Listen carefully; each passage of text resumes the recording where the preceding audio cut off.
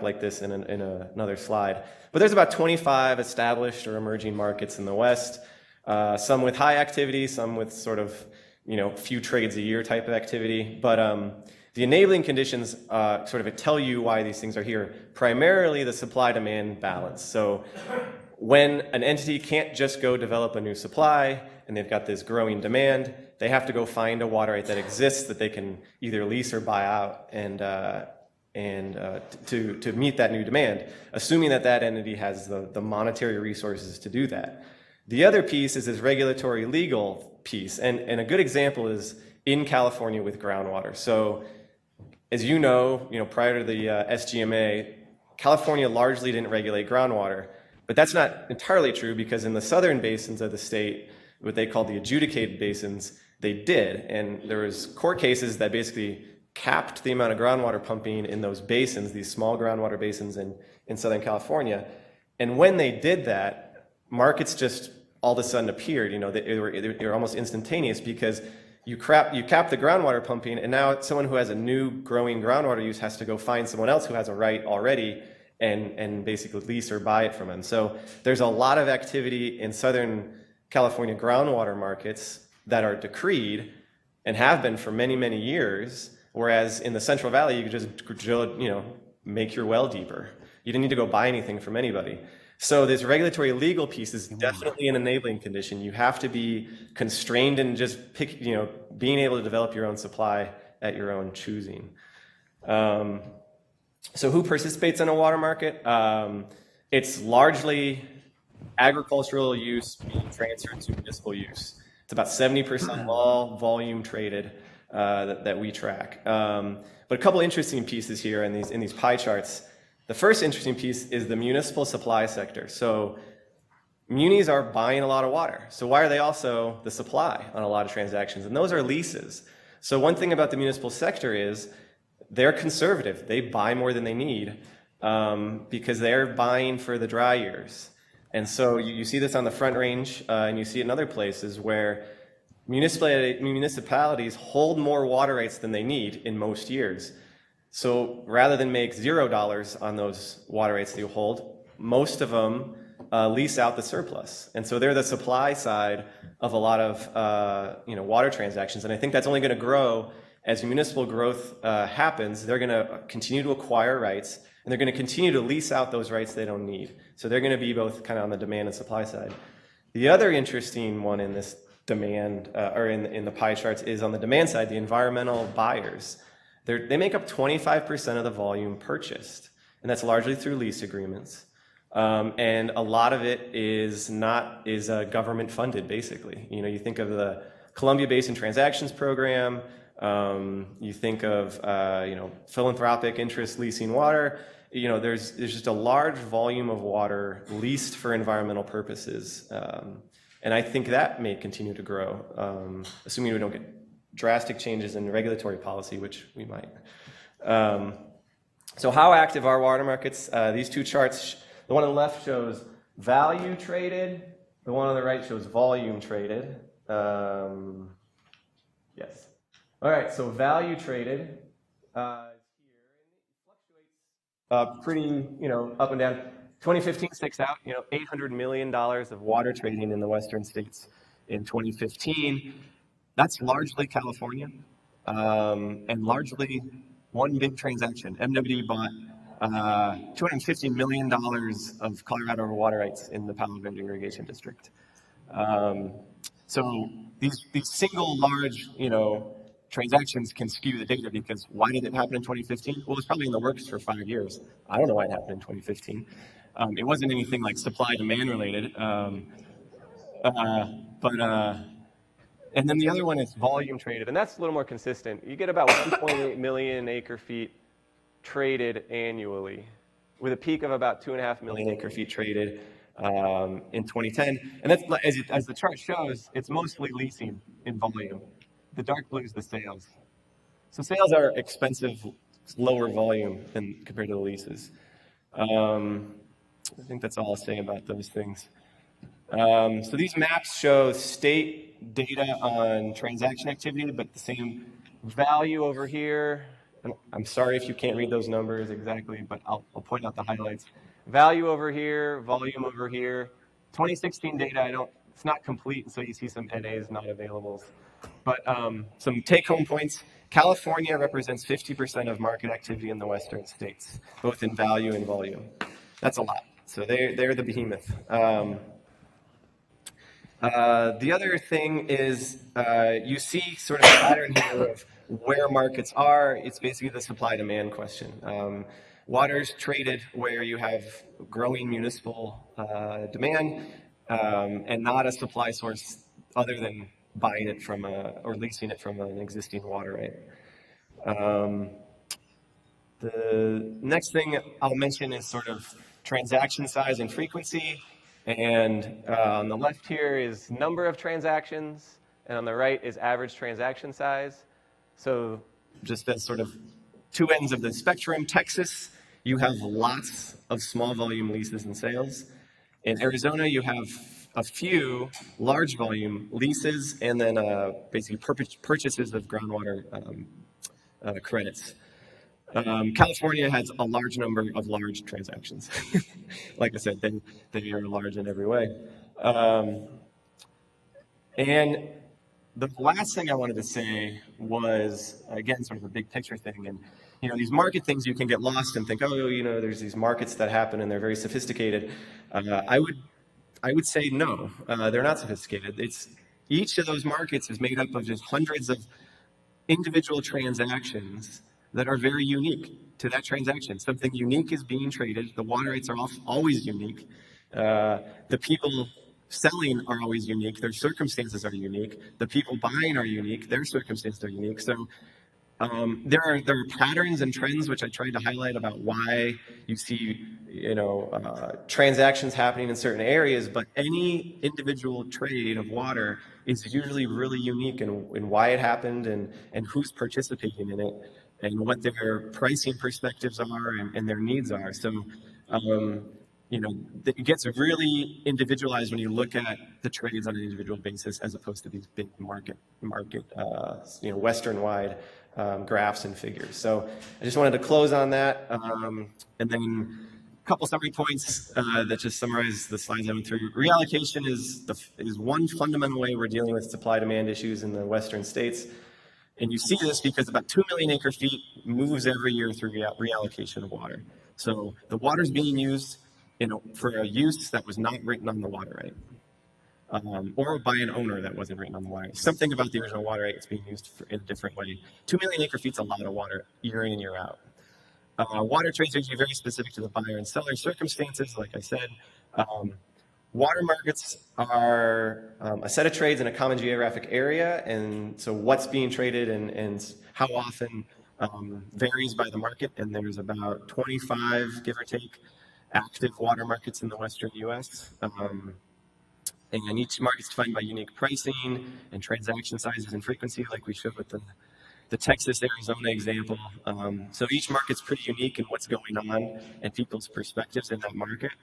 And then just the final point is sort of underlying it all is these transactions are driven by municipal demand by and large. Like I said, 70% of the volume and value traded is an agricultural water right being bought by a municipal water provider.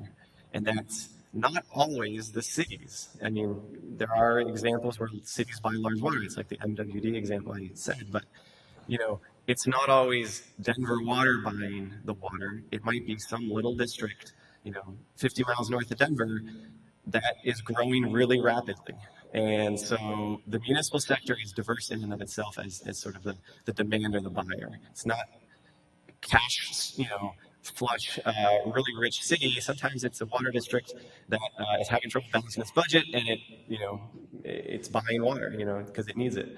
So anyway, I'll just leave with that's sort of the overview of water markets in the U.S. and the western states, and hopefully that was informative.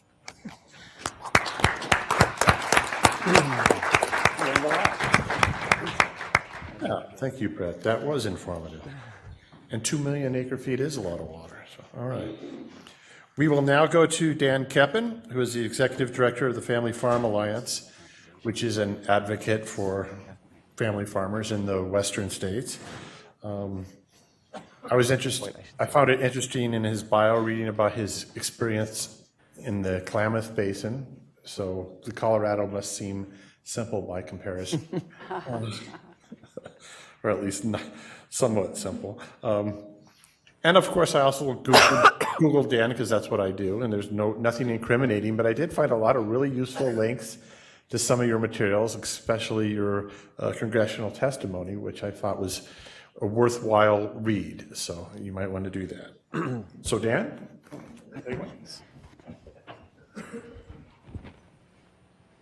Hi, everybody. It's hot out there. Brad Udall, you're onto something.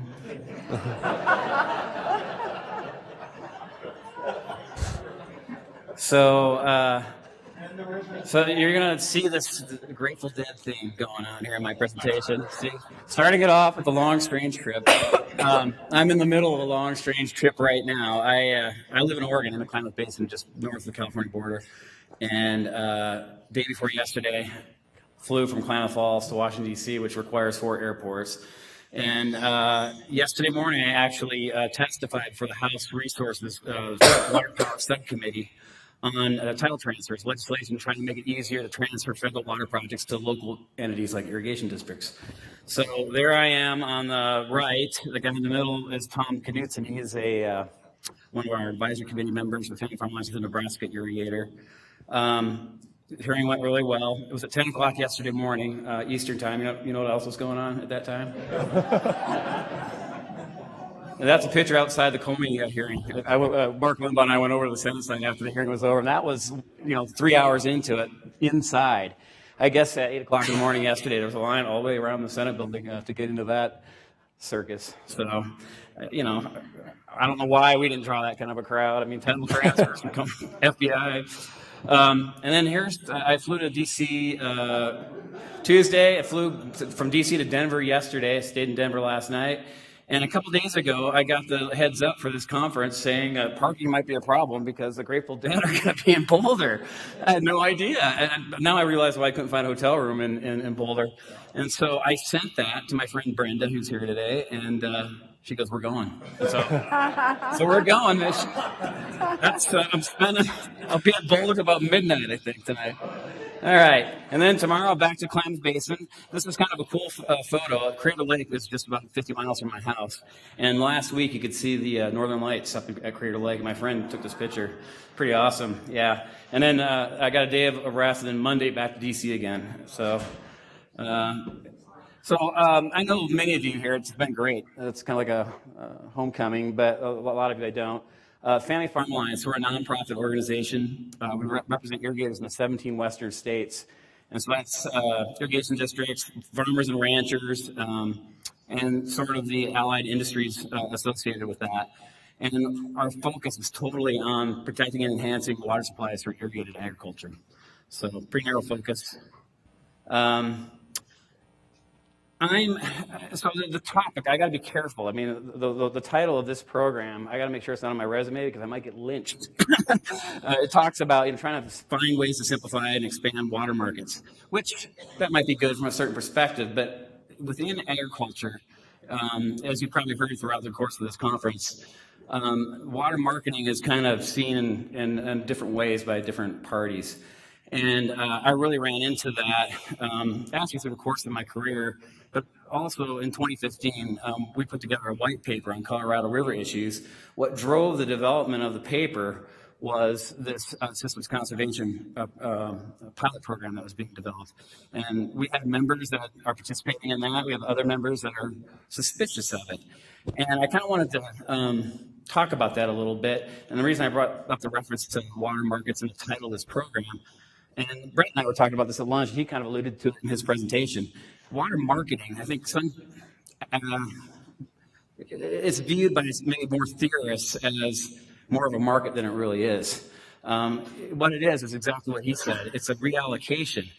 Basically, in the Western water world, farmers and ranchers are basically being paid by some outside source to undertake practices that will free up water that will go to other uses. That's what water marketing is from our standpoint. And the dynamics associated with that are really, really complicated. And I've dealt with it firsthand. In Klamath, I moved there in 2001, the year that they got the water shut off because of Endangered Species Act listings that led to biological opinions that shut the project completely down. First time in 95 years. And I, stupid me, went up there and took the job to represent the farmers that got their water shut off. The very next year, fellow Coloradan, Bennett Rayleigh, who's working for the Interior Department, came out and said, look, let's try to set up a program to prevent a takings of water, and instead maybe try to set up a program where people could be compensated to take actions that leave project water in the lake for endangered suckerfish or sent downstream to help listed coho salmon in California in the Klamath River. And so we set up an environmental water bank. That term market was used quite a bit as people were talking about it, but it was really basically farmers were getting compensated to find other ways to either farm or not farm. And so what it ended up doing is putting kind of a strain on the local groundwater resources, because that was the thing that most of the farmers went to. They got compensated to pump groundwater instead of using their project water, which they kept in the system for ESA purposes primarily. The dynamic that I saw there, I also saw in the Sacramento Valley during the drought years about 15 years ago, where they set up a similar sort of a bank that took water from the rice guys and then sent it down south to Met, or they used it for other environmental purposes, and the farmers were compensated for that as well. What happens is in a rural community, initially those kinds of proposals are met with resistance. In the case of Klamath, what made it complicated is the government shut the project down. The Fish and Wildlife Service and National Marine Fisheries Service had biological opinions that led to the shutdown of the project. The National Academy of Sciences came back and did a peer review of the science behind that and basically found that those biological opinions were not scientifically justifiable. And so, of course, the people that Bennett Rayleigh is trying to sell this water bank to have just been told that their water shouldn't have been shut off. But still, we don't want you to use the same amount of water that you've used in the past, but we'll pay you. They resisted it big time, and it was a real tough challenge to get people on board. But ultimately, they did. And then here's the dynamic that I've seen in Klamath and elsewhere. Farming is very uncertain, unstable, volatile, and markets are that way. It got to the point with a regular stream of federal money coming in for this water bank, that became the preference, that became the preferred cash flow as opposed to farming. And I called it, some of us called it, it was crack. People got addicted to it. It was a better approach than farming for some people. And that's not good for a rural community, and the dynamics there were tense. The other thing, too, is a lot of people will say willing seller, willing buyer. The farmers, clearly have a say in all this. The loudest voices when it comes to any sort of a program where you're going to compensate farmers not to farm, it's the fertilizer guys, it's the implement dealers. They're the ones that get impacted. It's the business part of the community. And there's lots of these small towns throughout the West that rely on agriculture. Every acre you take out has an impact on other parties. So that dynamic complicates things. It's not just a simple buyer-seller sort of a thing. When you have these other parties that are impacted, it can complicate things. So the other dynamic I've seen is this. There's definitely farmers like, I think publicly to say, we would just leave us alone. We want to farm. But there are folks that are interested because of some of the things I just said. But people really try to kind of, I think, put on this front that we got to protect ag, we got to protect the community. They don't want to get, hammered by their neighbors whose businesses might suffer. And so it creates this sort of a complicated dynamic. And I remember one of the guys in Klamath told me one time, he said, you know what, these cities and some of these environmental interests, when they talk about trying to satisfy the growing demand pie, they automatically go to agriculture as the sort of reservoir, the default reservoir to meet these other demands. It's insulting. They're basically saying, what you're doing isn't that important, and we could pay you not to do what you're doing. I mean, there's that element that is really important. So those things came out in the development of this paper. And so I put the slide up because it was very difficult. It took us 18 months to put this thing together, and it's because we've got different interests just within the Colorado River Basin. We got individual farmers and ranchers that have their own water rights on the tributaries to the upper Colorado. Northern is one of our members. They got ag and urban, and it's becoming more urban. We've got West Slope, Colorado water districts. The Chris Treese's district is one of our members. Southwest is one of our members. Further on downstream, we got Yuma, Imperial, and Salt River Project and CAP contractors. They all look at things a little bit differently, and so trying to put together a paper of principles of things that people could agree on was a challenge, but we did it. And so I'm going to talk about some of the findings that came out of that report as it relates to some of these water marketing, or what I call it really, it's finding ways to pay farmers to free up water that can be used for other uses. One thing that we have a tough time in agriculture is telling our story about how important agriculture is to this country. And a big part of that is I think less than 2% of the population is in farming anymore. It used to be 20% 100 years ago. We did a report in 2015. We hired an economist out of Washington State, and he put together an assessment of how much agriculture means to the economy in the 17 western states. And we're talking about farmers, ranchers, fertilizer dealers, processing, the agricultural industry, the irrigated ag industry. It's $172 billion. I love this figure. Has anybody seen this? Some of you have. So, Brad's been to too many of my presentations. This shows the percent of an average American's disposable income that goes towards purchasing food. So back in the 1930s, it was 25%. And that's the value that it still is in places like Iran and other countries around the world. There's a little chart down there on the right that shows what other countries are paying right now. In the United States, it's about 8% right now. So that means $8 out of every $100 of your disposable income goes towards food. That's insane. I mean, that is a huge part of our economy. And when you talk to economists, they'll say, consumer spending is what drives things. Our consumers are able to spend more money on things like their kids' college and new houses and, those cheap gimmicks that we heard about earlier today, and less towards food. So we feel like this thing right here is something that people need to be thinking about when they're making decisions on how they're going to reallocate water, and it often gets lost in the discussion. The other thing, when it comes to looking to ag as the sort of reservoir to meet all these new needs, there's a lot of mythology regarding how much water goes to ag. And I think a lot of it comes out of Cadillac Desert, which is like one of my favorite books, but it's a book was written in the early 80s. It's old. And Mark Reisner, by the time he passed away, I worked with him in California on waterfowl habitat projects. The guy was awesome. He had changed his views quite a bit, but still, that 85%, the 80 to 85% of the water that's used going to ag is still out there. And I think even in the state of Colorado and the Colorado River Basin, policymakers might want to look at water use as it's looked at by the California Department of Water Resources.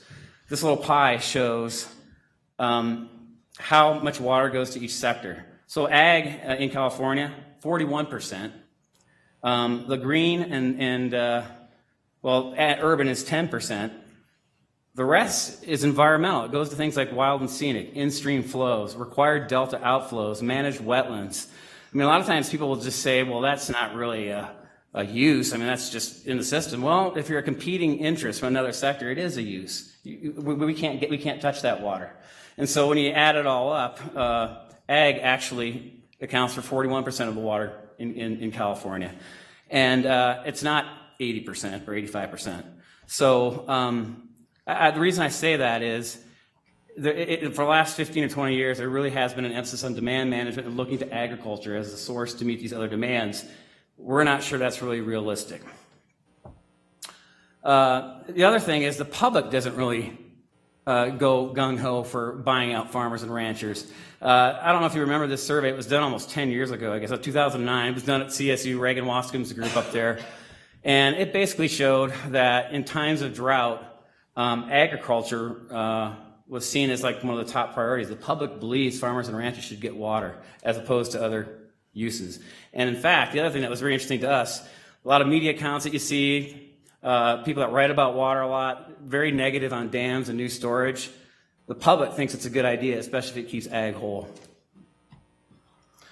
So I don't want to just diss completely on markets. There's a use for them, and in dry years in particular, we have members that are involved with them. But as with any sort of solution in the West, you got to have a suite of actions. It's a combination of demand management and supply enhancement that has to happen. In a lot of areas, the supply enhancement part has just disappeared over the last several decades. So we're talking about things like water reuse, recycling, conservation, desal, which is getting bigger and out west. Water system improvements, upper watershed storage, small storage projects. State of Wyoming has got a 10 for 10 program right now where they're trying to build 10 new smaller storage projects. And then produced water.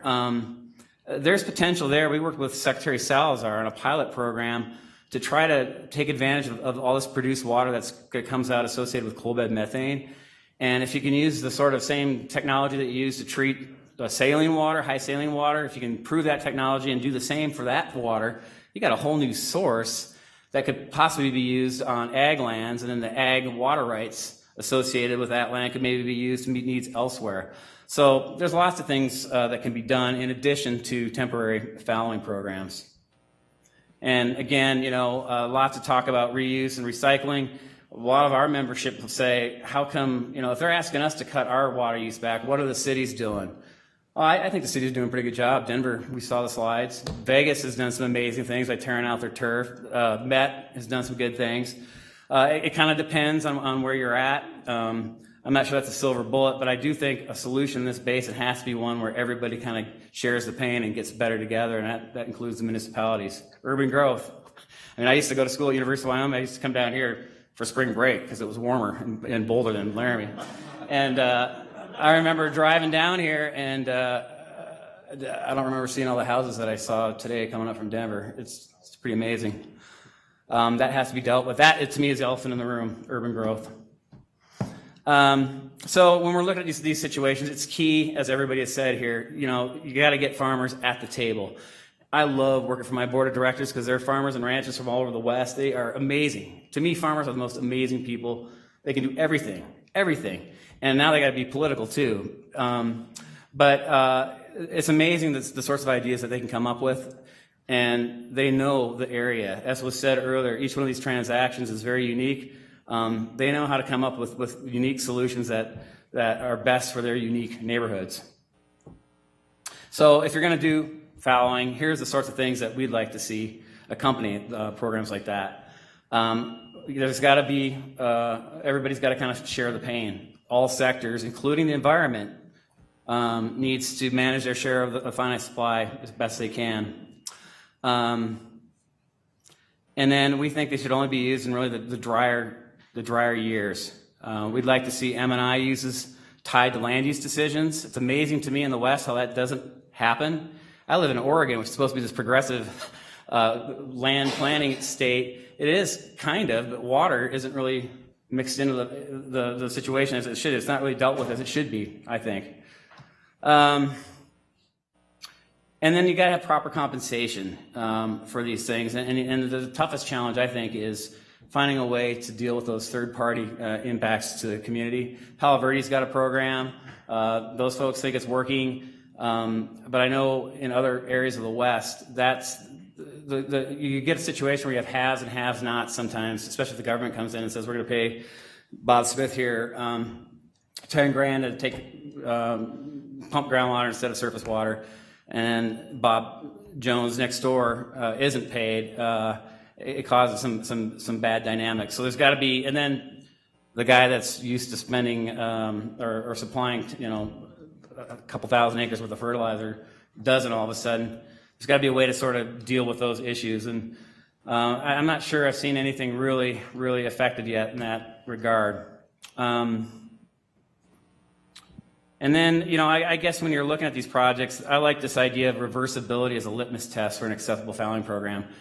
What I saw happen in Klamath in 2001 when the land went idle, it took sometimes 3 or 4 years for that land to get back to the place it was because of the weed issues and windborne, loss of soil, that sort of thing. I think you got to take a hard look and make sure that if you're going to do this in a temporary way, that you can get the land back in production full time as quick as possible. So this is the other, I guess, issue I think that needs to be looked at when you're looking at competing uses and trying to figure out what's the highest and best use. Now that's the term I think that really rubs people wrong in my membership is there's sort of this implication that water is best used, the highest and best value is in cities, it's in Las Vegas, or maybe it's for the environment. Maybe it is. I guess maybe just look at the cost of what farmers pay for water, you know, compared to what city dwellers have to do.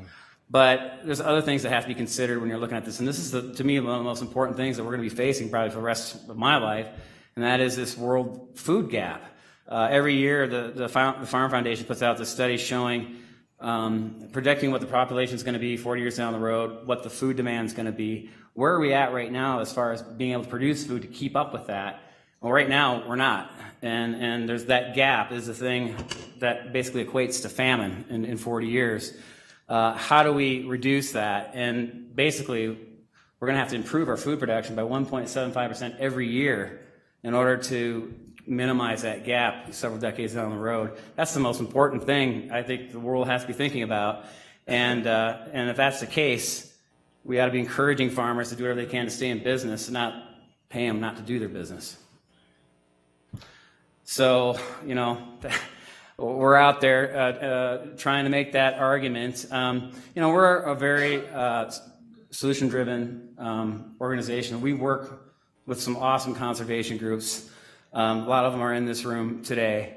And we're all about results. And I don't care if you got an R behind your name or a D behind your name. If you care about irrigated ag and you care about the environment and you want to work on solutions that take care of both those matters and lead to a better world in the West, that's what we're all about. And I just appreciate the opportunity to come to this university and provide that message. And thanks for having me.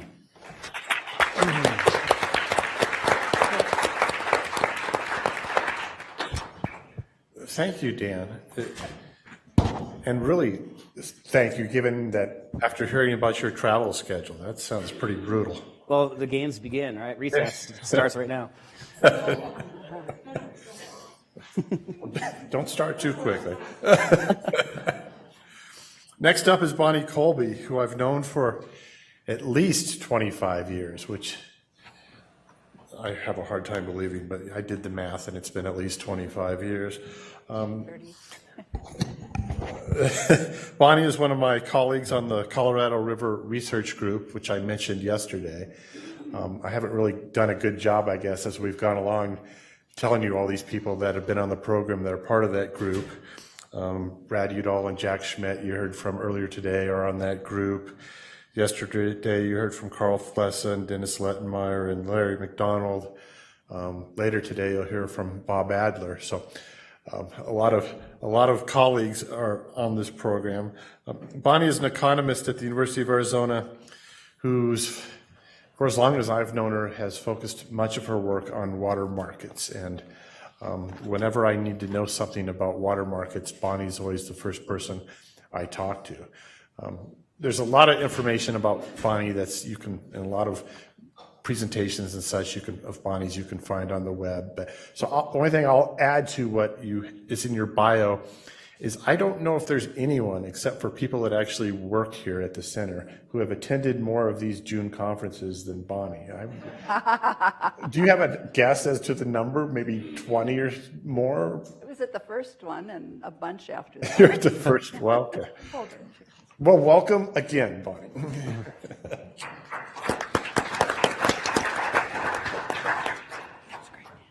Great to be here. In addition to it being a fabulous place to catch up with favorite colleagues from all over the West, it's also 105 in Tucson. So those two things go well together. So Dan Keppen and I have been on at least 4 panels together in the last year or two. We're thinking a TV show, but maybe the world's not ready for it yet. Comedy, yeah. So I'm going to be talking about trading water, risk, and money. I really like to have the word risk in here because when we think about why do we want water to move either temporarily or permanently between uses and locations, dealing with different kinds of risks is a big part of that. And when we forget the risk component, we forget part of what's very important in the agricultural sector, as well as for those, the environmental and urban buyers and lessors who are also interested in dealing with various kinds of risks they face.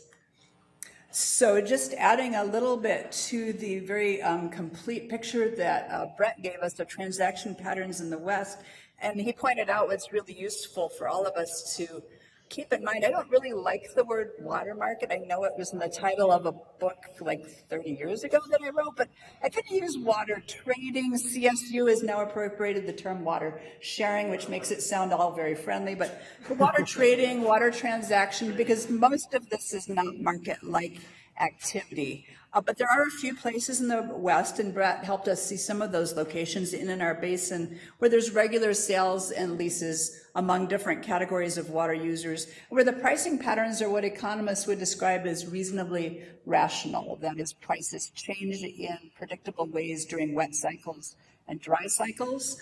They change with economic cycles. One of the very interesting things is that housing market prices track very closely with water transaction prices in the urban area to which the water is being moved either temporarily or permanently. They also track with household income changes, changed a lot during the recession that the nation in the West, many housing markets in the West experienced rather dramatically.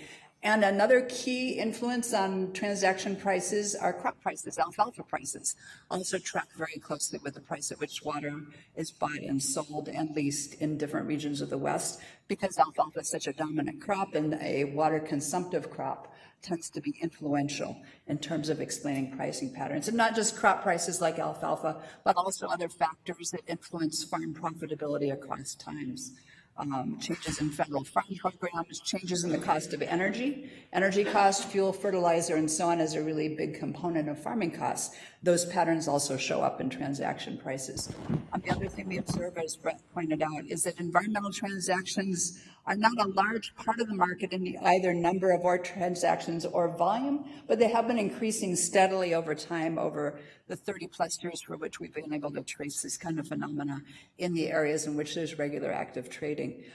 Outside of those areas, which are again motivated primarily by municipal desires for additional water supplies, trading sporadic, really no coherent pricing, seems rather random. There's not good information on what water is worth. People sort of have to discover on an occasional transaction by transaction basis what they should be paying. And that is true for most of the Colorado River Basin outside of a handful of active areas.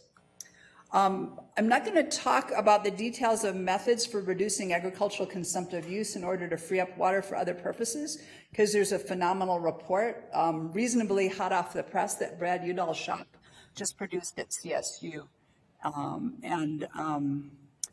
So these, by the way, were all motivated by the desire to be able to make some water available from agriculture without permanently drying up farmland. So full season cropland fallowing is by far and away still the most common approach, even if it's done on a temporary, a seasonal, or a year-by-year basis. That is, you don't plant it all that year, you don't irrigate.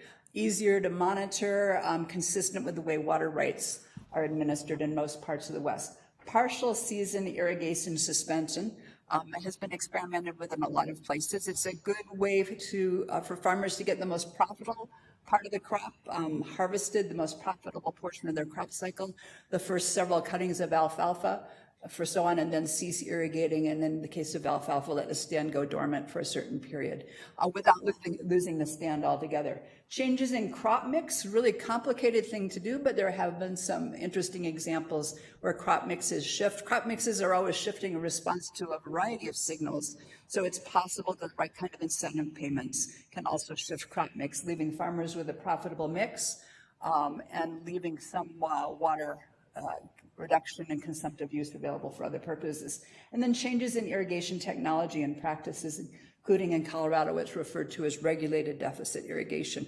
I finally had someone explain really clearly, being from Arizona, why do they call it regulated deficit irrigation? It's because in a lot of places you have to deficit irrigate simply because you're not getting your overall water supply. So this is to distinguish that it's a deliberate for payment for compensation. Reduced irrigation. So you're moving down your crop productivity curve. You're getting less yield per acre, but you're being compensated in return for doing that, and the water savings are being dedicated to other purposes. And you'll note the reference to Brad's report, which I recommend to anyone who is interested in the details of this. So changes in irrigation practices, though, come with a cautionary note. They can also increase consumptive use. Water savings practices, we call them water savings practices because they typically will reduce the diversions or the groundwater pumping, the withdrawal rate, and they will reduce the amount of water applied on the farm, but overall consumptive use can stay the same or increase. A lot of cases around the West, whereas farmers have switched for a variety of reasons from flood and furrow irrigation to sprinkler and center pivot, where you see the portion of the water right that's being consumed going upward. They're able to change irrigation patterns, and if there's nothing in the mechanisms by which on-farm water use is governed that prevent that, you can see some significant negative impacts on stream flow patterns in the basin. The Pecos in New Mexico, where I've done a lot of work, is one example, and I think you have some good examples in Colorado too. The interesting thing about these changes in consumptive use as a result of changing irrigation technologies, USDA makes available through a variety of programs to farmers cost sharing to modernize their equipment, modernize their irrigation practice. And in some cases, these have this inadvertent side effect of causing an increase in the consumptive use portion of the water that's being diverted and applied on the farm. Since there's no change in water right involved, it's simply a farmer changing on-farm practices. In most areas of the West, there's not a clear mechanism to address this, and it's certainly something, I think the Arkansas Basin, I was told, is an area of Colorado that has had to tackle this significantly, and certainly we'll have to see more attention to this as states continue to struggle to meet their flow requirements for interstate compacts, Clean Water Act, Endangered Species Act. So changes in on-farm water management have to be evaluated carefully. They're very location-specific criteria for when they'll be successful in terms of reducing consumptive use on farm, making water genuinely available for in-stream or other purposes in the area. Fortunately for water managers, we're now living in an era where remote sensing continues to get better and better in terms of tracking consumptive use. In Colorado, we're in the land not only where we use Landsat data, as many of the Western states do now, but drones and light aircraft monitoring consumptive use without having to worry about cloud cover, for instance. So this is going to make the task of having fine-tuned arrangements with farmers where they're changing on-farm practices and crop mix in order to reduce consumptive use easier to track over time, because it's in everyone's best interest to have well-monitored agreements. Well-monitored agreements that involve changes in irrigation technology, crops, or the period of time during the irrigation system which the crop is irrigated.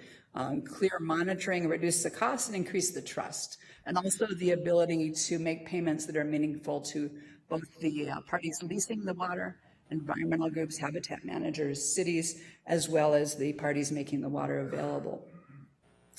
This, by the way, is from the lower Rio Grande in New Mexico, where I'm doing a lot of work there, high-value pecan crops, where they're very much exploring how to do trades within the agricultural sector that will produce a lot of improved economic resilience for irrigated agriculture in the area. They've got the row crop farmers with generally lower economic returns to water. They've got the pecan trees and slowly working out some arrangements. And this is also within an old irrigation district, reclamation district, the Elephant Butte Irrigation District, for how to allow trades within those groups, within agriculture, as well as accommodating some of the municipal and other needs of the area.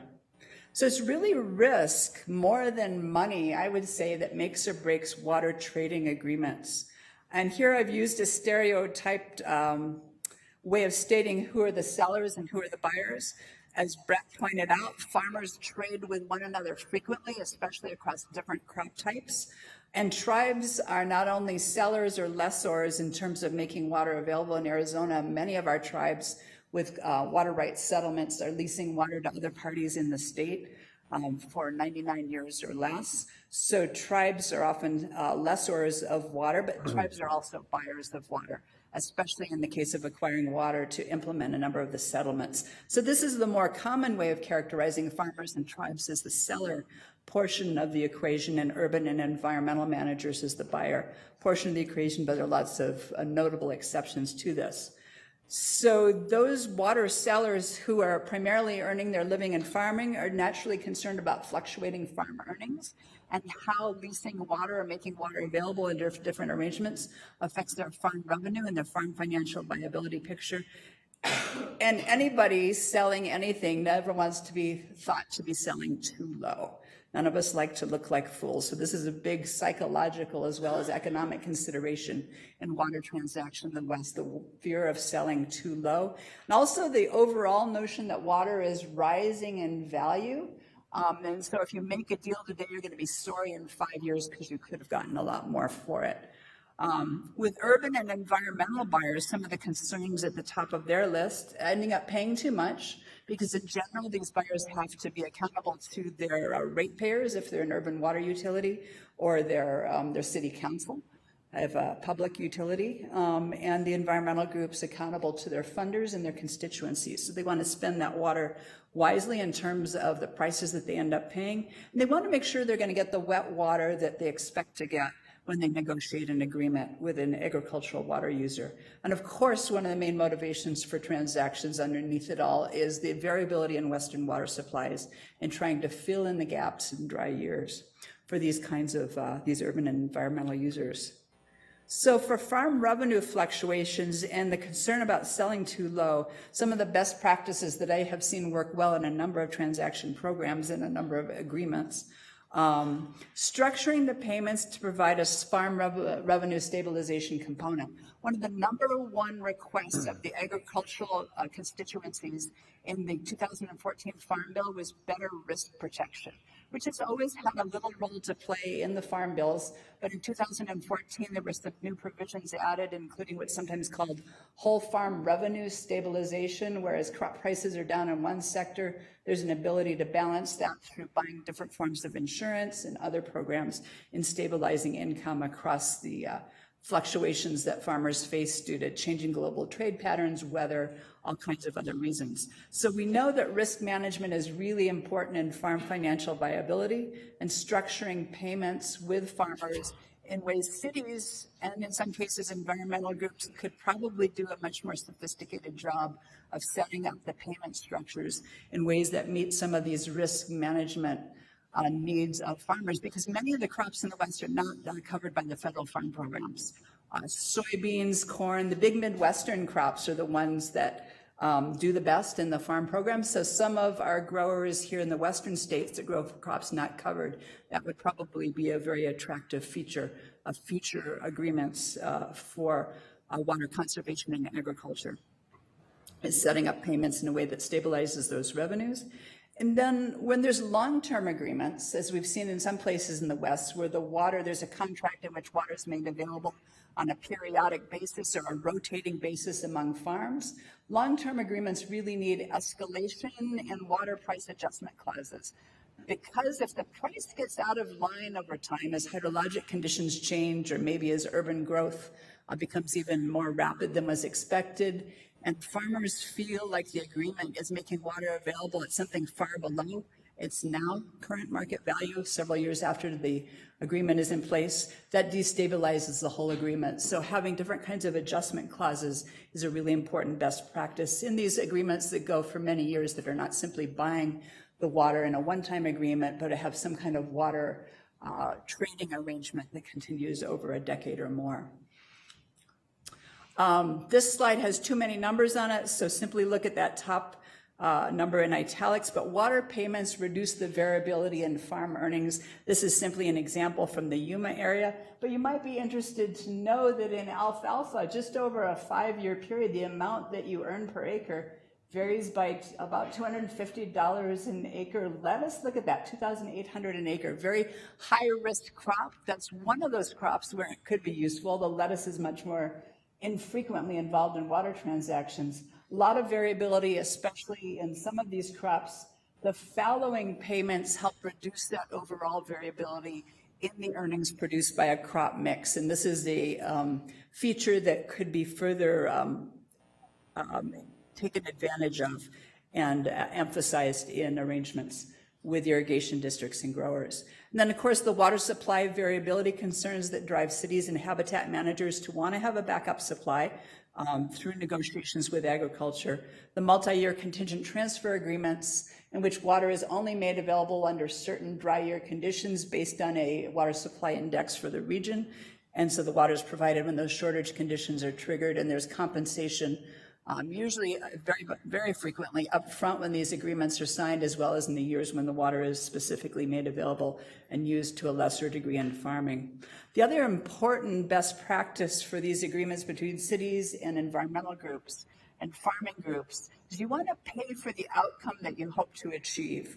So not paying per acre of irrigated land fallow, but paying on a consumptive use basis. We know that's tricky because in general we don't manage our water rights on a consumptive use basis. But we certainly have the science and the monitoring base now to do more of our agreements based on consumptive use, simply instead of acres put into a certain practice or left unplanted for a season.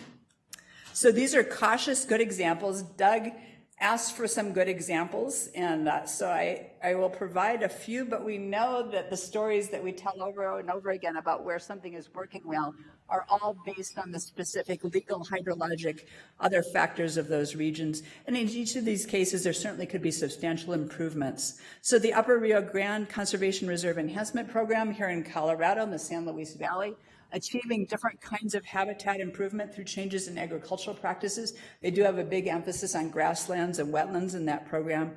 The payments to farmers, what I especially emphasize about this program when I talk about it, and I've enjoyed my field visits to this area, is that the payments are funded by a variety of funding sources. They come partly from the big USDA programs, but they also come from various branches of the state of Colorado and from local water districts and other sources at the local level. And probably what's most unique about these programs is they have a bonus payment zone depending on where the irrigated land is located. So they're specifically looking at how direct is the positive impact to the stream and wetland based on farmland location, and I believe on soil characteristics as well. So if you're trying to accomplish environmental objectives, you want to take into account some of the spatial advantages rather than having a uniform payment for farmland in an entire region. Next example from various irrigation districts and arrangements in the north central area of Oregon. Here the trading is motivated by town growth, city growth, small city growth, and salmon flows. Again, it's a mix of funding. I've emphasized the federal funding here, paying for irrigation system improvements.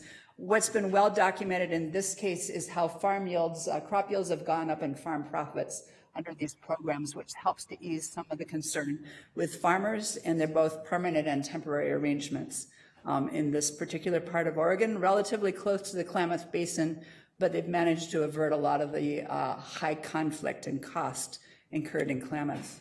And then closer to Colorado here, the Nebraska Platte River Natural Resource Districts, they have a statutory mandate to meet flow targets because of Nebraska's interstate compacts and Endangered Species Act obligations.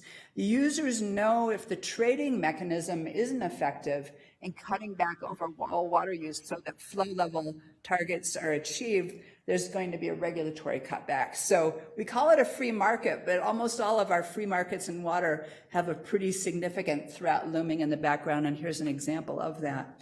So here they use an online trading platform to calculate the transferrable quantities. Again, that's spatially differentiated in a very sophisticated way, where farmers are paid per unit of flow impact on the river, in this case, a positive flow impact from changing their farm practices, and mostly in this case, in having land be fallow for the growing season. Transaction costs and water trading are one of the last topics that I want to get to.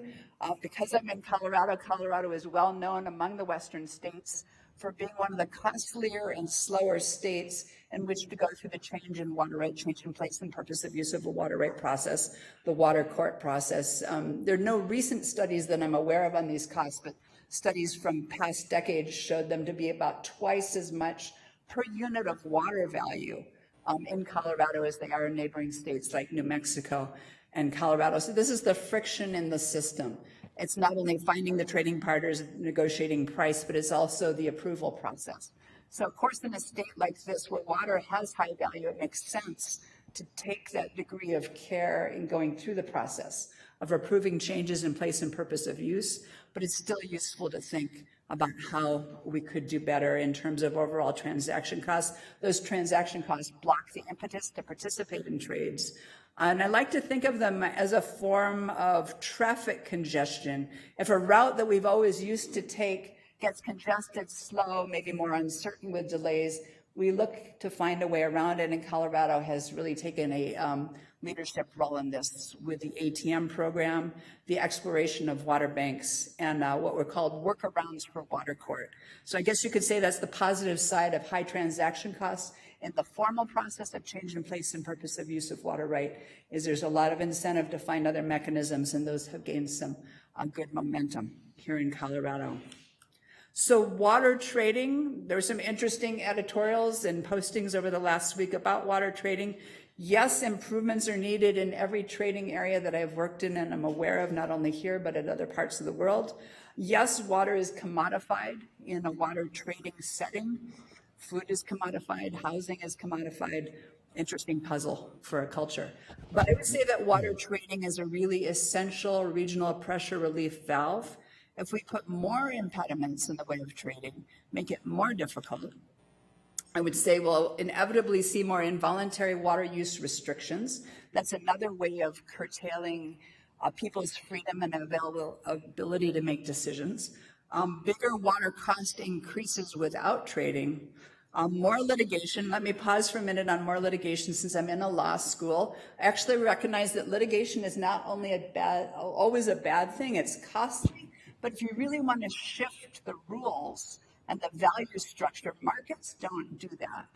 Litigation, changes in administrative rulings from courts can change the whole baseline by which we manage how water moves among different purposes, that we dedicate water to endangered species, to water quality concerns, and so on. So more litigation isn't necessarily a bad thing, but it's certainly costly in the world of water trading.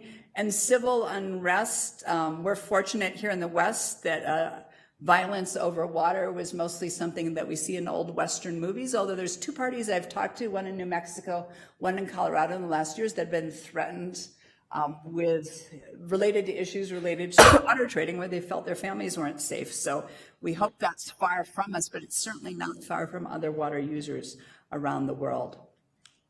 And our professional lives revolve around water, and this is a really fun event in my annual conference event year. But of course, the other important event on campus has a grammatically suspect T-shirt as its touring slogan. Thank you very much.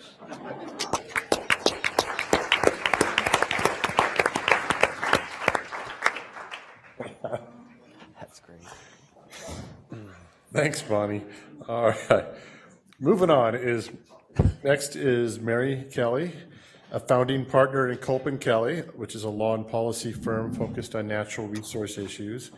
The whole firm made the trek up here today. I have this image in my head, and I know it's wrong, but of this early 1970s Dodge party van with says Culp & Kelly on the door, but the rest of it's got this mural of like a dragon probably, and you showed up at the office like 2 weeks ago and said, "Everyone, we're going on a road trip." You might not be wrong. It's probably not right, but it makes me happy.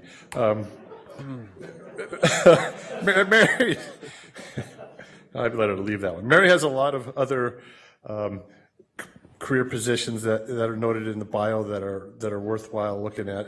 It's all woven around, a lot of it's woven around different efforts to protect rivers, sometimes using market mechanisms, sometimes not, which you'll talk about today. But fair warning, do not Google Mary Kelly. Do not. Because Mary Kelly is the name of the last victim of Jack the Ripper. And it's known for being the most grisly and sinister of the So I had that image, then I got the party bus image, and so that's why I went with that. So Doug needs a new hobby.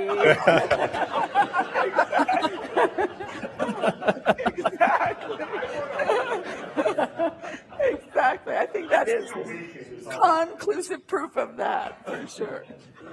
Well, thank you very much. Since we're sort of mid-afternoon before the coffee break, thought I'd start my presentation by asking if anyone knows what a penny farthing is. Penny farthing. I've got 2, 4, 5. So, Chris, what's a penny farthing? English coin. Well, it's something else.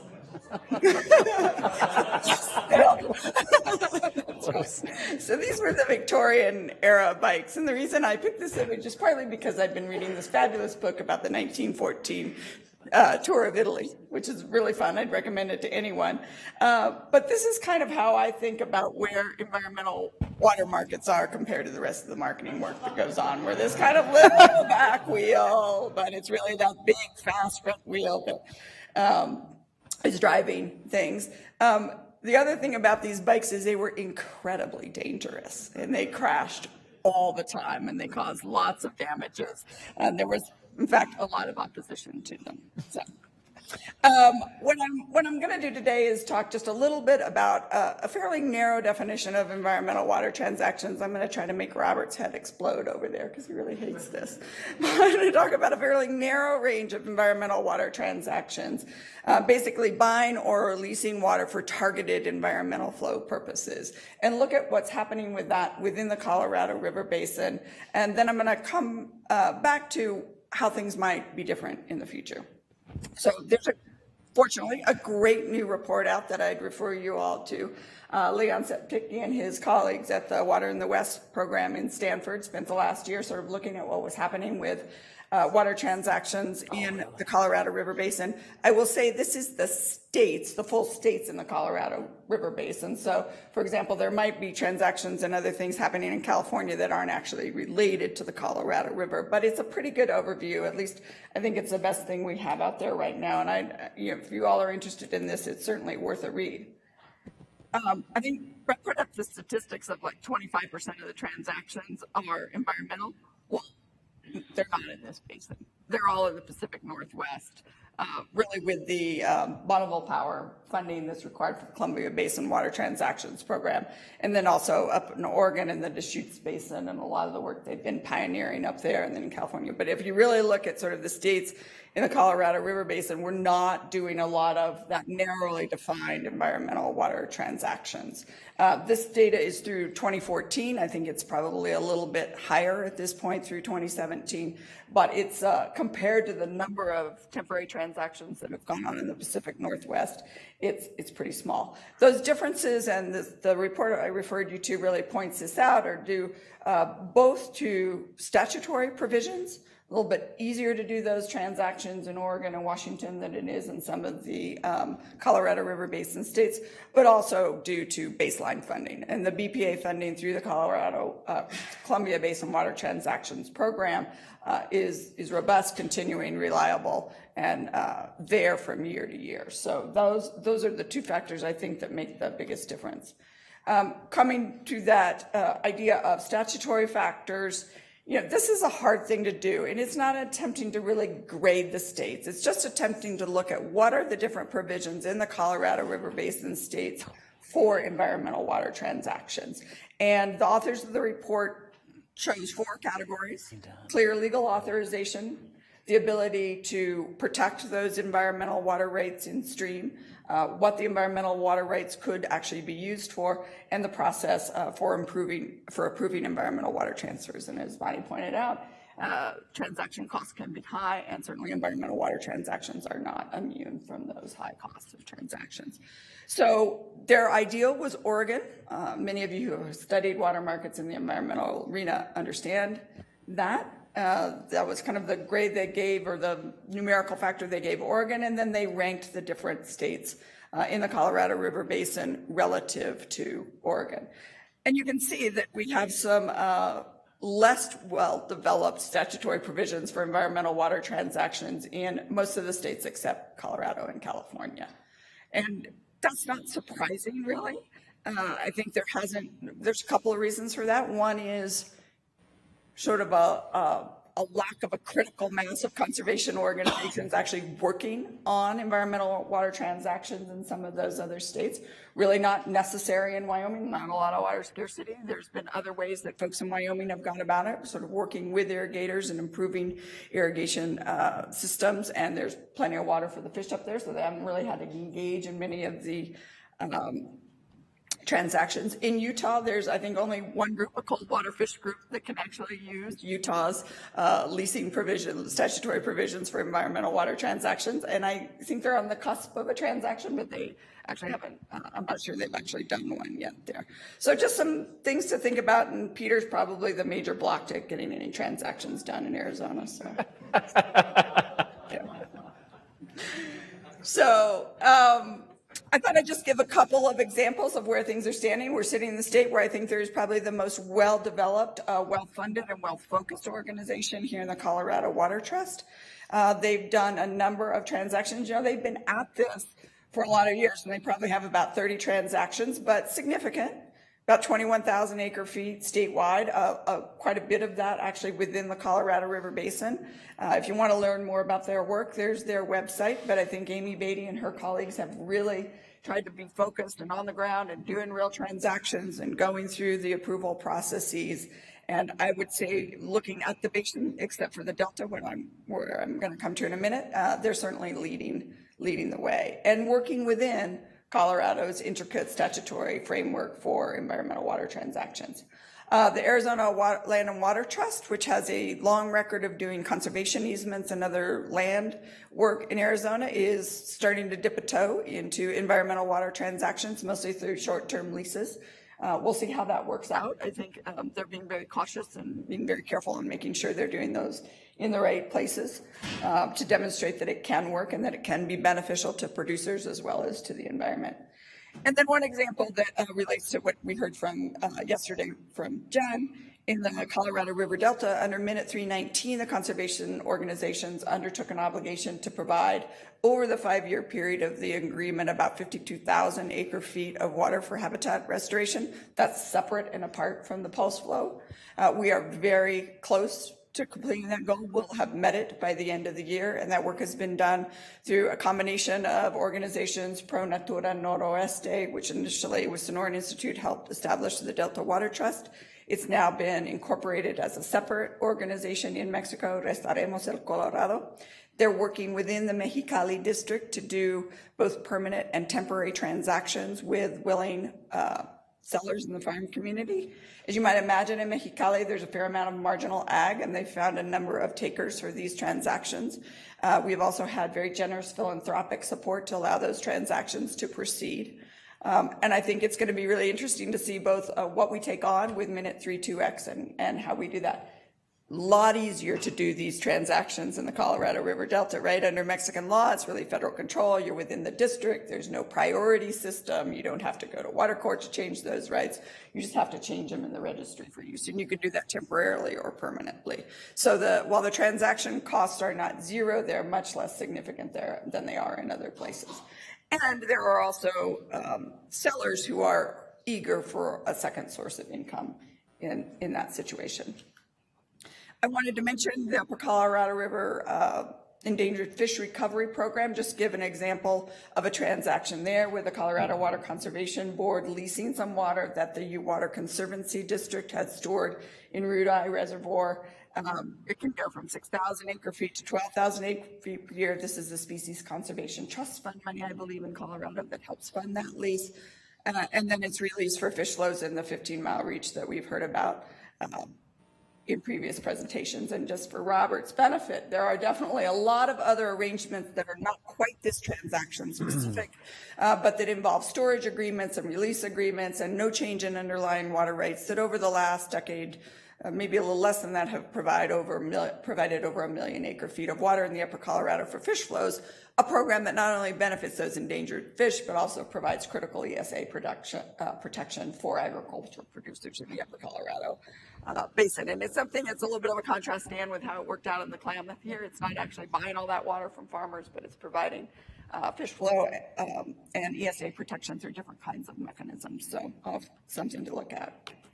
So just to sum up on where we are with environmental water transactions right now, I think there's no denying that they're very valuable in certain places and at a certain scale. I think that's particularly true when you have smaller creeks or streams that are dried up maybe in late summer and you want to keep water in the stream then. Going to be important in the case of imperiled or endangered species. They're particularly useful where there is funder interest. That isn't everywhere in the basin, but it certainly is both locally, state, and more regional funding interest in some places. But there's definitely some serious limitations on their scale and the results you can achieve through these traditional, as I've defined them, narrow buying and leasing transactions just for the environment. They are expensive. They're not only expensive to get the water, they're really expensive to develop. It takes a lot of time on the ground, building the trust, finding the willing sellers, raising the funds to do the transactions, keeping that relationship up year after year if you're doing temporary transactions. And it's difficult to sustain, right? You got somebody out in a remote area who's trying to work with producers and develop those transactions. You're trying to sustain that staff year after year to do the transactions. It just doesn't happen like that. You don't just walk up to a rancher's door and knock on it and say, hey, you want to lease me some water for the environment? It's a process of building trust and finding the right places and the right water right holders. And then maintaining funding for that year after year, especially with lease transactions, which I think is preferable for many of the agricultural producers so they have the flexibility. But there's a lot of funders who are like, I'm not interested in a temporary transaction. I'm only interested in a permanent transaction to know that water is protected in perpetuity. I think the other thing that is, we're a little different in Texas, and I know that I'm going to cross a Rubicon here, but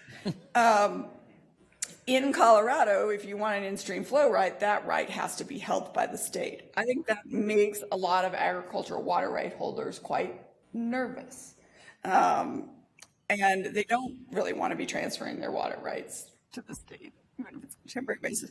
In Texas, you can add in-stream flow to your existing water right and keep that water right as a private water rights holder. That didn't really come from the conservation community. That came from the landowner community in Texas. They wanted to ensure that provision was in our groundbreaking environmental flow law in Texas. There's just a little bit of more flexibility about stacking water rights, about not alienating that water right, and not even temporarily placing it in the custody of the state. So given that, that's probably not going to change anytime soon. So I think it's a limitation on what we can do here. So I think the challenge really for the future, we're not going to walk away from some of the site-specific and the important environmental water transactions that are for specific purposes. But the challenge from my perspective, from a conservation perspective, is integrating environmental values into the multi-sector water markets and water management that we're going to be doing in this basin in the future. That is no small challenge, but I think it's vital that we think of ways to meet it. So I'm just going to touch on a couple of examples, some of which we've heard about today. And I think will really be a topic of conversation, I bet, when we're back here in a couple of years about have we successfully integrated environmental values into these developing programs, not just as a sideline, not as Jack said today, just you all go fix it after you've negotiated these things, but really from the get-go, thinking about how we meet conservation needs as we meet the needs of agriculture cities and others on the river system. So I think the first and probably the easiest place is looking at flexible reservoir operations for multiple purposes. Not only our existing reservoirs and the good success we've had in the Upper Colorado Endangered Fish Recovery Program, but other opportunities to reoperate reservoirs for multiple purposes that benefit both the water rights holders in those reservoirs and in-stream flows and downstream uses. Kind of looking around the room here a little bit, but we really need to think as a conservation community about new strategic storage. I think particularly in the headwaters. I'm not just doing this so Dan doesn't slap me, but I honestly really think we need to think about it. And if you really listen to what Brad told us today, absolutely we're going to have to think about some strategic. Maybe it's off-stream storage, maybe it's small storage.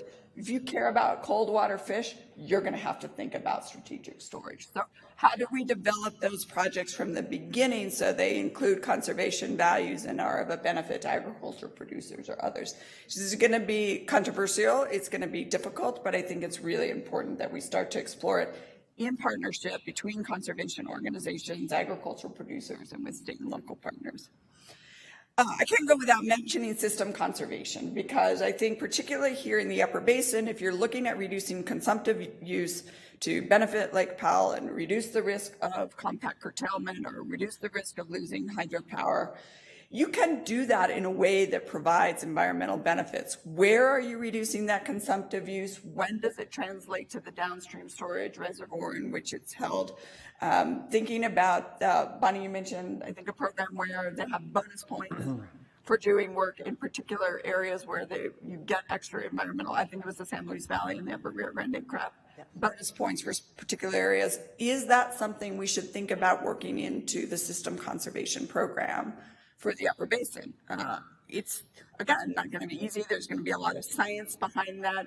Are you really benefiting the environment with that? But I think it's really a great opportunity to integrate environmental values into a demand management program that is really pretty much designed to reduce risk for water suppliers.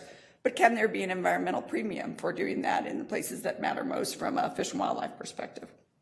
And then finally, there are going to continue to be ag to ag and ag to municipal transactions. So one thing is reducing or limiting or mitigating environmental damage from those transactions. But another thing is thinking about the timing of those, particularly those transactions that are using the stream bed or the river for moving the water from one user to the other. And can those transactions be timed? And I think it's not only ag to ag and ag to municipal, there may actually be some power plant transactions that come up here, right? With coal-fired power plants going out of production that have water rights, and can those be marketed downstream and then released in a way that provides in-stream benefits for fish and wildlife?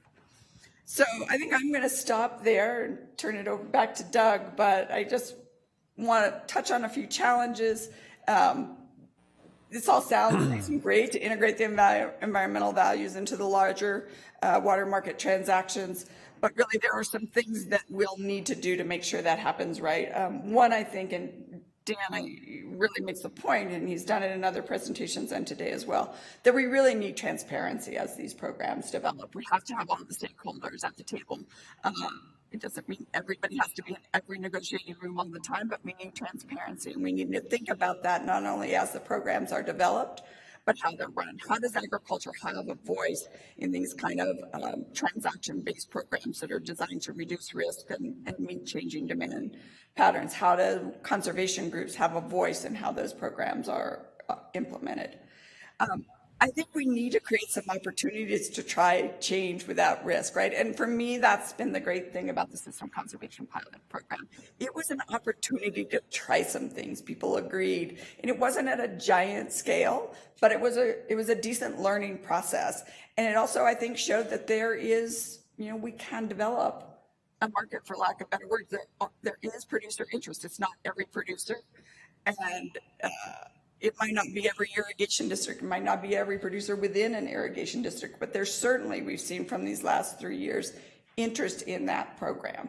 It gives producers the flexibility to manage their water to the commodities market or manage their water to a water market, but it's their water to manage. We're not taking it away from them. We're not buying it out from under them on a permanent basis. And then finally, and I think Eric really touched on this point earlier, if we're going to have to do some statutory modifications or rule modifications to make these kinds of programs work, don't do that too quickly. Let's make sure we actually have broad stakeholder support about how that should be done, so we don't have too many times that we fall on our face in trying to make those changes. We're going to fall on our face a couple of times, but maybe not 20 times, maybe just a couple of times. So with that, thank you very much for your attention, and maybe when we come back, our system will look a little bit more like this.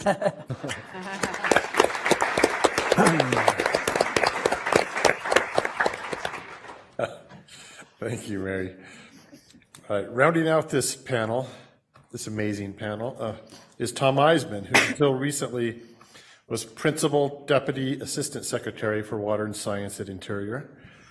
He's got a pretty amazing background, and it's summarized in his bio, but I'll point out that in his last two positions, at Interior and before that at Western Governors Association, at both places he led major studies about water markets in the West. And so he's come at this issue from the lens of the Western states as well as through the lens of Interior.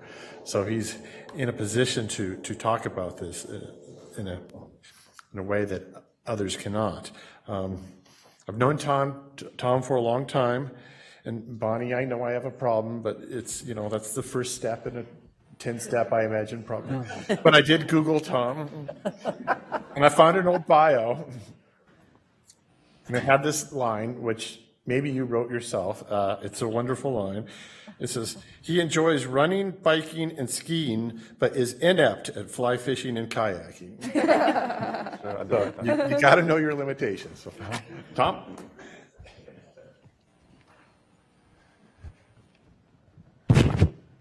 Thanks, Doug. Thanks for having me at the conference today. It's really a great pleasure. I thought you were going to say when you Googled me that you found a lot of results about my brother. No. Like Brad, I have a somewhat famous brother. He's the host of American Ninja Warrior. So he's not a senator, but he is somewhat of a celebrity. So I'm glad you found something about me. And that disclaimer was because I felt like everyone who worked in this field had to be a kayaker and a fly fisher. And I just conceded that I wasn't. And I still am not, even with the little vacation I've had since my time at Interior wrapped up. Today I'm here to talk about the federal role in Western water markets. And it's like Mike Connor said this morning, it's another one of those post-administration talks where I've been out of the administration now since January. And so I don't know as much, and I certainly don't know what's happening currently. And I think even more importantly for this crowd, I have no influence. So what I thought I would do is at least keep this short, but I'm really appreciative of the chance to talk about what we did while I was there at Interior and how I think it might be relevant to this crowd and the thinking that's happening here in the Colorado River Basin. So when I was at the Department of the Interior, one of the things that I worked on was natural resource investment. And a lot of what we focused on was infrastructure investment. How to invest in our existing infrastructure, Bureau of Reclamation, how to maintain it, and also how to think about the new infrastructure and conveyance and storage that we might need to address the challenges of the future. But as part of the natural resource investment effort, what we looked at was also water markets and how to harness market forces to help resolve or address some of the natural resource challenges we faced. And I think part of what we learned is that the two can be linked, and I want to talk about that a little bit more, about using water markets and coupling that with investments in infrastructure, including storage and conveyance. And as Doug mentioned, before that I was at Western Governors Association where I worked on water markets from a state perspective. So this is an issue that has long been important to me for several reasons that have been discussed today and with our panel. Maybe most importantly, it's local decision making. It's a willing buyer, willing seller. It happens down in the community. It can provide incentives for efficiency, and as I said, it can be coupled with infrastructure investment. It offers flexibility for climate change or demographic or economic change. A lot of the change that I think we're all facing in the basin. It helps with some of the transitions and reallocation that we need to look at and consider here. And most importantly, I think from the federal perspective and what we were thinking at Department of the Interior, and it's something that Bonnie touched on, she called it the risk of involuntary water use restrictions. And I think something that's important about markets from a federal or even a state perspective is it's far preferable to have these local decisions working towards reallocation rather than having government agencies deciding about water allocation. So I think that's one of the benefits that we can see through the use of water markets. But as Dan said and others have said, it's certainly not a silver bullet. It's one of the tools that we can use, and there are significant challenges or concerns that we need to look at, including for food production, for rural communities, for regional equity, and for environmental and recreational benefits. So I don't have slides, as you've seen, but if I did have slides, it would look like this. It'd be one slide, essentially. And this was a small report we did with the Natural Resource Investment Center. It's actually called Water Marketing Activities within the Bureau of Reclamation. It's how I pitched Doug to get this speaking slot. I said, hey, we did some work on this, so you should let me talk on this panel. It was done primarily by Martin Doyle, who's a professor at Duke University, and he worked with Ben Simon, who's an economist in the Office of Policy at the department, and also closely with the Bureau of Reclamation, including staff here in Denver, and also with each of the regions in the Bureau of Reclamation. I wanted to talk about some of what we found in this report. It was driven in part by a presidential memorandum on drought that was issued in March of 2016. And when I read that again, I couldn't believe it was only just a little more than a year ago. It seems like quite a while, and things have certainly changed. But I think there was a lot that the presidential memorandum got right, and including the way that it framed this issue on the federal side, which is that really water markets, the role of the federal government in working on water markets was really to support local communities in decision making. It wasn't trying to promote a real activist agenda on the federal side, and I think that's right and that's smart for a lot of reasons. So what did we find in this report? Not surprisingly, I don't think, at least to people in this room, but I think it was to others, including some people in the department and in the federal government more broadly, was that transactions were occurring all across the Bureau of Reclamation. They were happening in all regions. They were happening in a diverse array of settings in terms of the players and participants and purposes. They've been happening for many years, and as early as 1988, Reclamation actually had established voluntary water transfer principles, and they built up a set of policies since then around those that govern how they look at water transfers and water markets. And they have a lot of laws and projects where transfers are explicitly authorized, including the Central Valley Project, the Yakima Basin, a variety of Indian water rights settlements, as was discussed earlier. So there are authorities and practices and a lot of history. And we saw a lot of different roles for the Bureau of Reclamation as we looked at water transfers. One of the obvious ones, and I think maybe the most important, is that Reclamation has a lot of storage and conveyance capacity that can be used in helping to assist or facilitate transfers. Reclamation can play a role as a facilitator or to develop guidelines, for example, to govern and help set the road rules for transfers. They can provide technical support, which they've done in many cases, including in the System Conservation Program, either providing capacity or helping to measure and monitor transfers. And that's both the Reclamation and the U.S. Geological Survey. And in some cases, they are actually parties to market transfers, and a lot of these were environmental market transfers where Reclamation was acquiring water for the purposes of endangered species or refuges. And more recently, of course, they actually contributed financially to the System Conservation Program. So there were a lot of different kinds of projects with different participants and a lot of different roles for Reclamation, a lot of which they're already playing. So there's a lot of experience and a track record there. And I don't want to spend too much time on the System Conservation Pilot Program, but I think it was worth noting the role that we played there, both in helping to fund the program and as well to help administer it, I think explicitly or formally administer it in the lower basin, but also to assist the UCRC in the upper basin with capacity to help them administer this new program. And over 3 years, they had spent approximately $20 million and acquired temporarily at least over 100,000 acre feet for the purposes of that program. So I think we learned a lot. And while it may be a pilot, I think there was a lot of optimism, a lot of positive signals, including, as I understand, from states and water users. And that was a report from the recent UCRC meeting that I heard and Amy confirmed this morning. And so that's a good sign.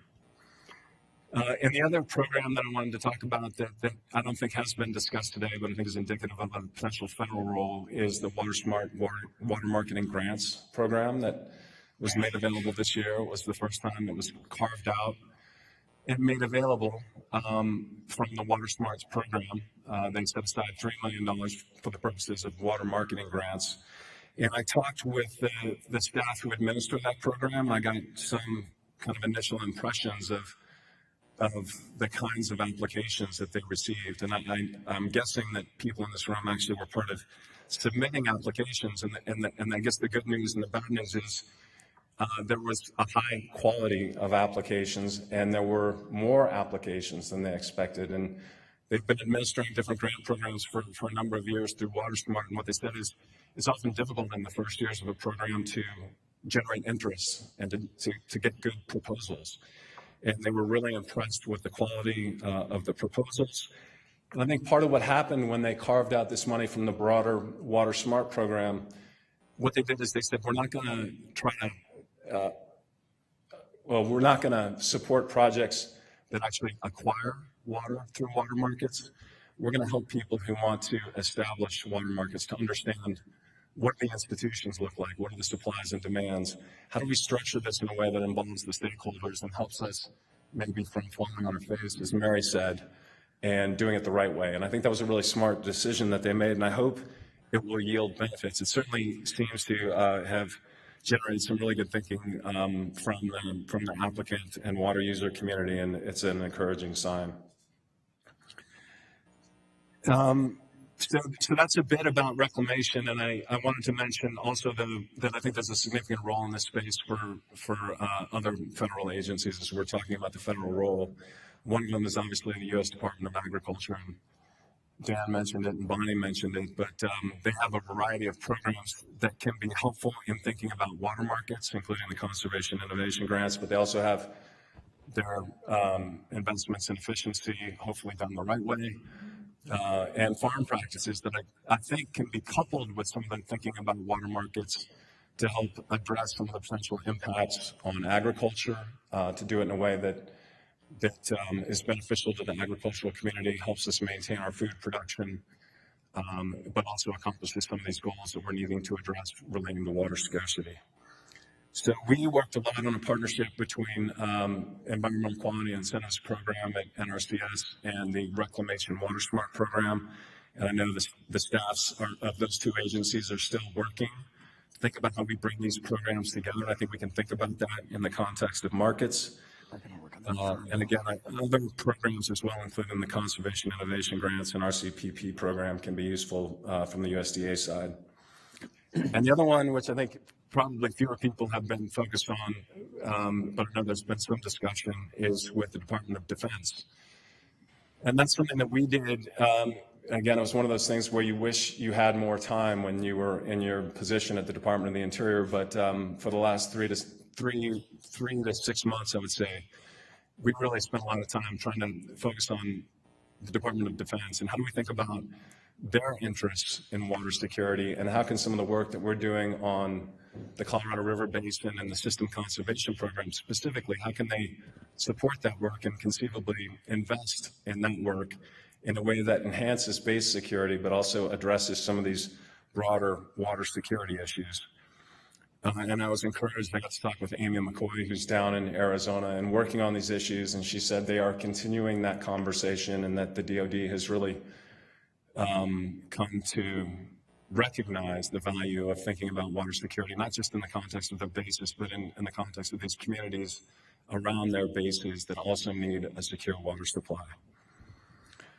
So again, this was a thin report that we did when I was at the Bureau of Reclamation, and it didn't include everything that we wanted it to, but I think it did serve several key purposes, and I think ways that it can be used today. Primarily in raising awareness, just of the breadth of water marketing activities, the way that reclamation is positioned to participate.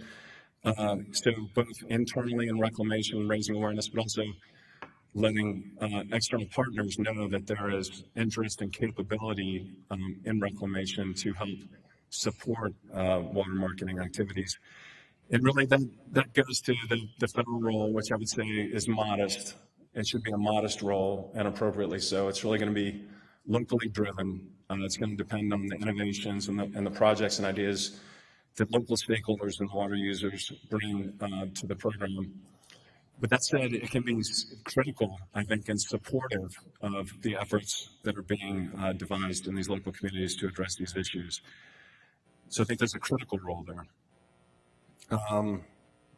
And I just wanted to go back and touch on something that Eric Kuhn said this morning, because it resonated with me. And we've talked a bit on this panel. Several people have commented on the idea of water markets and how that might be a problematic term or not the right way to capture really what we're talking about today. And I think when he talked about a recognition that we need to invest in municipal certainty, we need to increase municipal certainty for water use. And he agreed in that. And he said, but part of the trade-off is that we need investment from the cities in agriculture and in our rural communities and in the environment and recreation. And that might be a more constructive way to think about this in the big picture. That's some of the ways that this trade-off can play off, is really thinking about it as an investment from our cities in these agricultural practices in rural communities in a way that I think can yield benefits if we approach it in the right way. So with that, Doug, I'll turn it back to you and any questions. Thanks very much.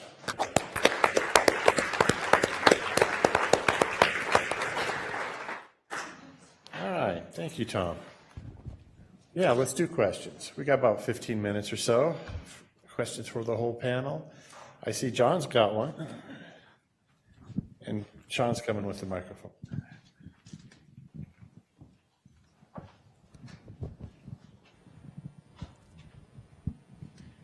What a splendid panel. Thank you so much.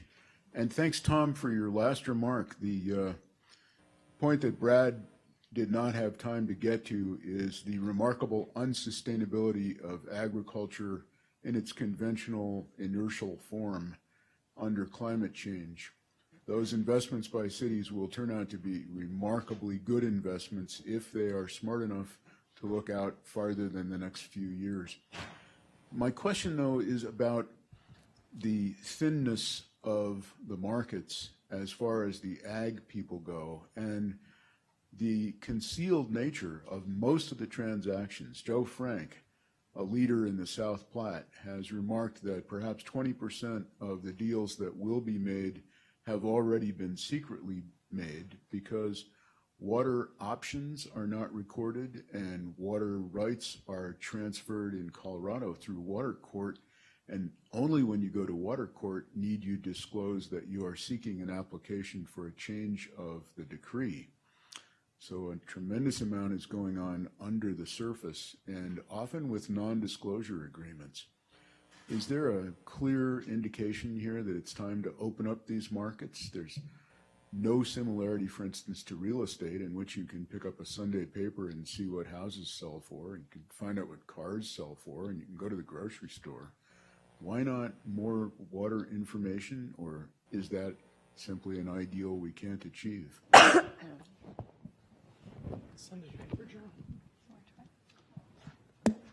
So one of the things I've talked about at this conference over the years that would be very useful in funding our departments of water resources, by the way, would be a different way of assessing fees on changes in the place and purpose of use of water rights that would be based on the value of the asset that's being transferred rather than a set fee as is currently now, where it's a fixed amount regardless of the size of the transfer or the financial value of the transfer. Of course, that's what we do in real estate, and you're right that there's a lot of transparency in land and commercial building sales and so on.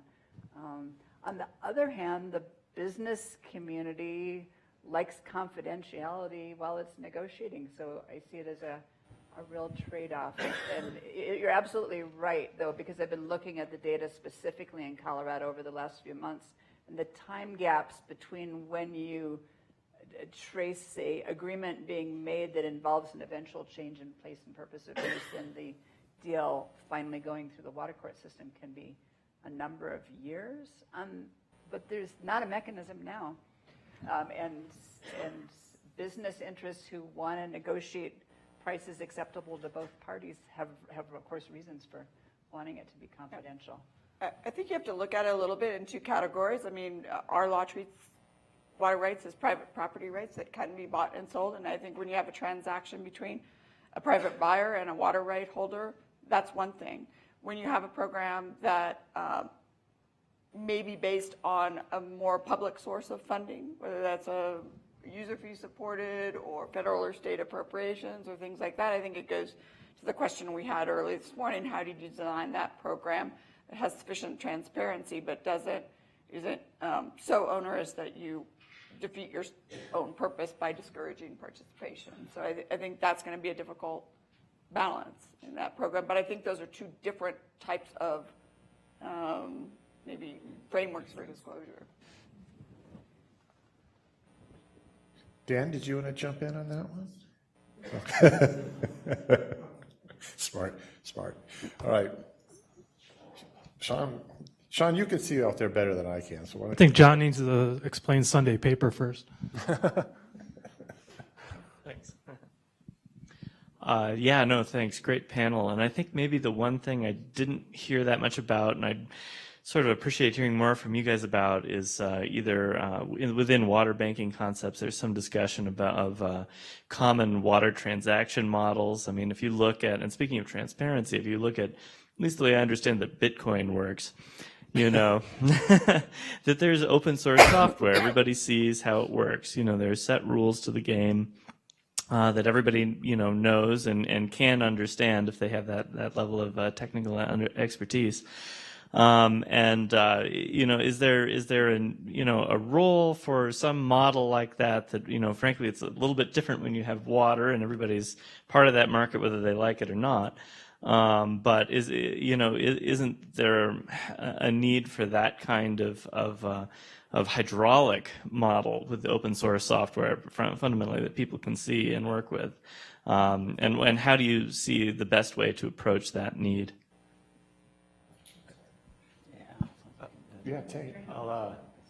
So one thing about water banks is those that have been successful always involve a common type of water, and that's usually groundwater.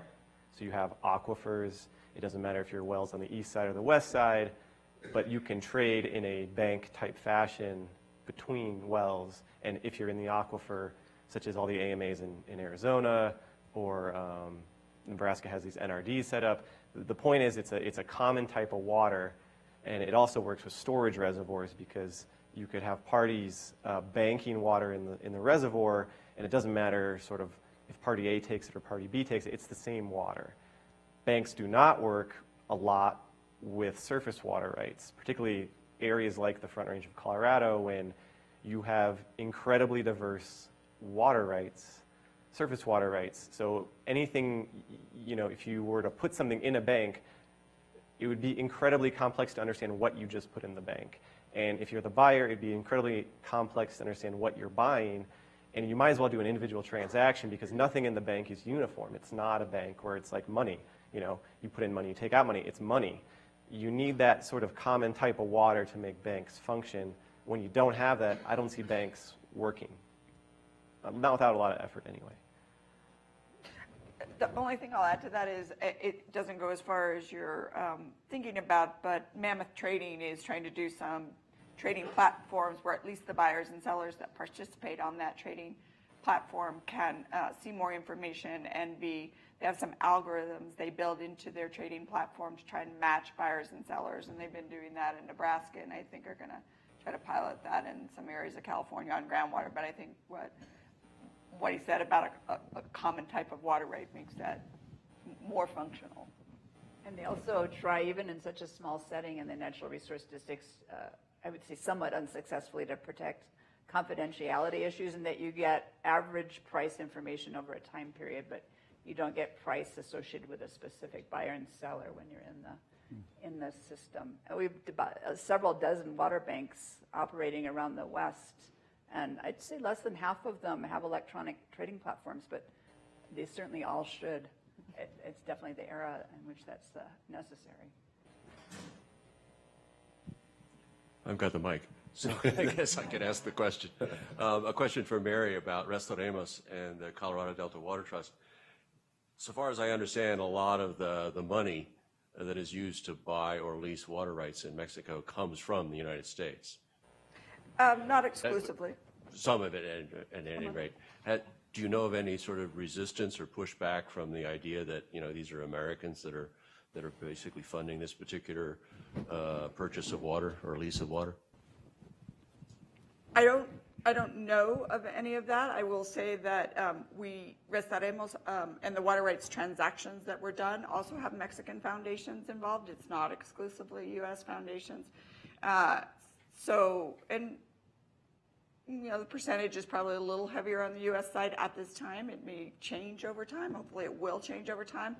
But those benefits are staying in that community, right? They're not, it's not like all of a sudden there's some benefit in the U.S. of buying that water for the Delta Water Trust work. Is in fact benefits that stay in the community that are seen by the farmers, both in terms of an income source for them, as well as restoring some habitat in places that their families and their communities can enjoy. So I think it's like any maybe other foreign investment in a place. If that community benefits, maybe there's less concern about it. But that's a good question.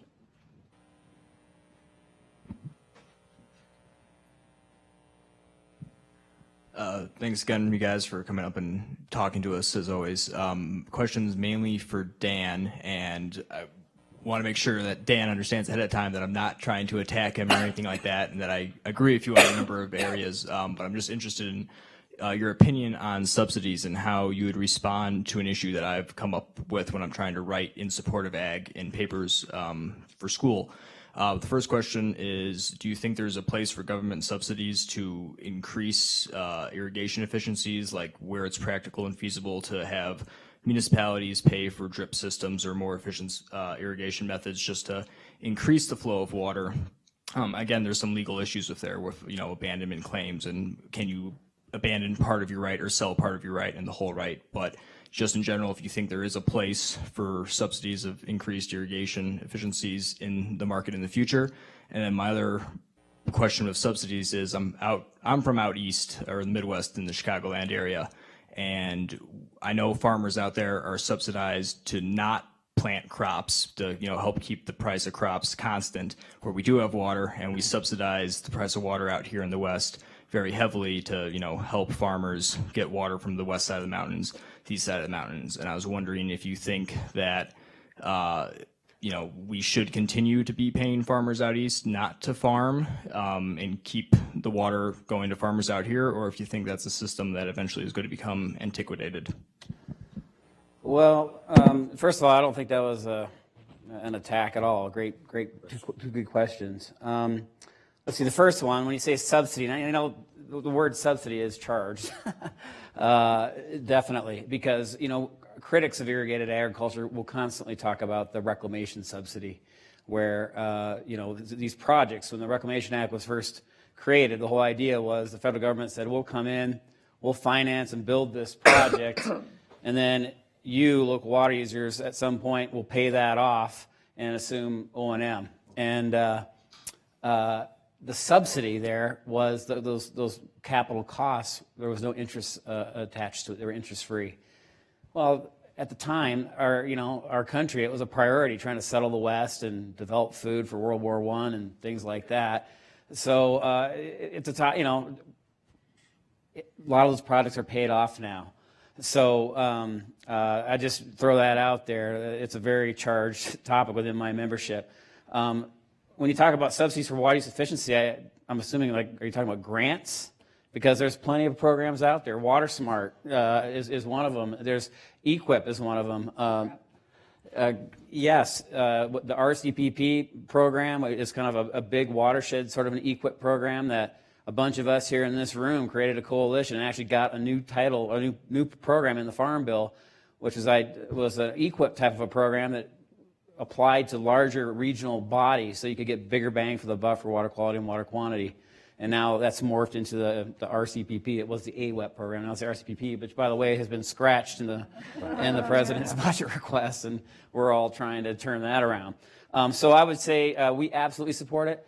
I got board members in the Central Valley that have such tight irrigation use on their property and such high technology, micro-drip filtered systems, that experts from Israel will come over to see what they're doing. And yet those guys got their water completely shut off because of the Endangered Species Act. It's kind of hard to get them incentivized to do more of that work when they got no water. So there's definitely an interest there. I hope does that answer your first question? Okay. Yeah, we just don't call it subsidies, we call them grants, and a lot of times these grants are cost shared. There's multiple parties involved, so they're great. And I think, you know, if there's opportunities to do water conservation, guys will do it. That's been my experience.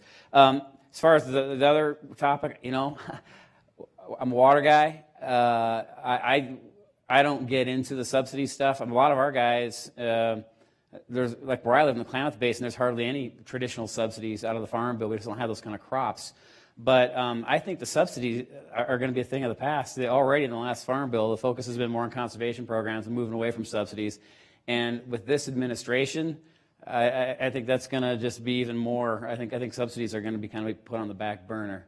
So that's the best answer I can give you on that. Okay. Chuck, did you still have a question?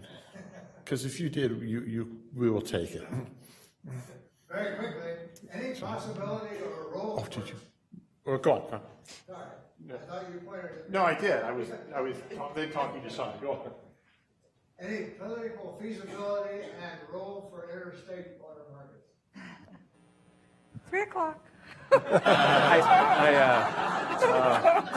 Yeah. So close.